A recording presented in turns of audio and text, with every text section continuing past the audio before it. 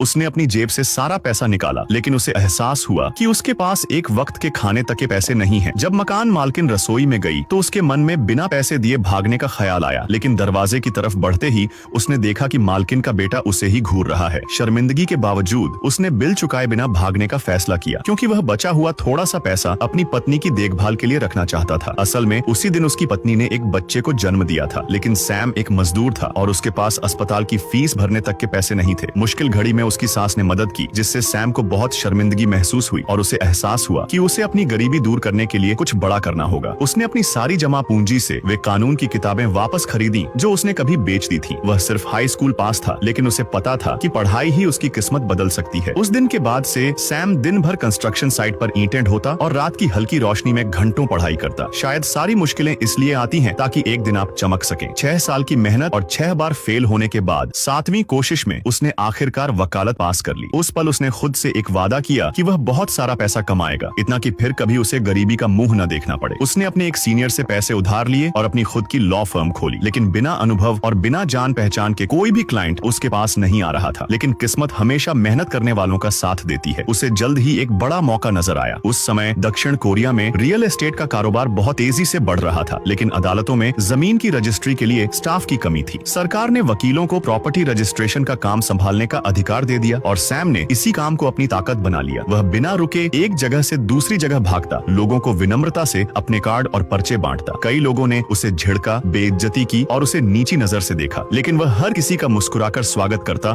और अपना कार्ड थमा देता। दूसरे अमीर और रसूखदार वकीलों के लिए यह काम बहुत शर्मनाक था। वे इसे छोटा काम मानते थे। एक रात बार एसोसिएशन के खाने पर सैम ने सुना कि दूसरे वकील उसी का मजाक उड़ा रहे थे। वे घृणा के साथ कह रहे थे कि हाल ही में एक हाई स्कूल पास वकील आया है जो चपरासियों की तरह कार्ड बांटता फिरता है और वकालत जैसे ऊंचे पेशे को बदनाम कर रहा है। उन वकीलों का मानना था कि सैम जैसा आदमी वकीलों की गरिमा गिरा रहा है, लेकिन सैम ने अपना सिर झुकाए रखा। उसने उन तानों को अपनी ताकत बनाया और अपनी मेहनत को और दोगुना कर दिया। आगे की स्टोरी और भी ज्यादा इंटरेस्टिंग है।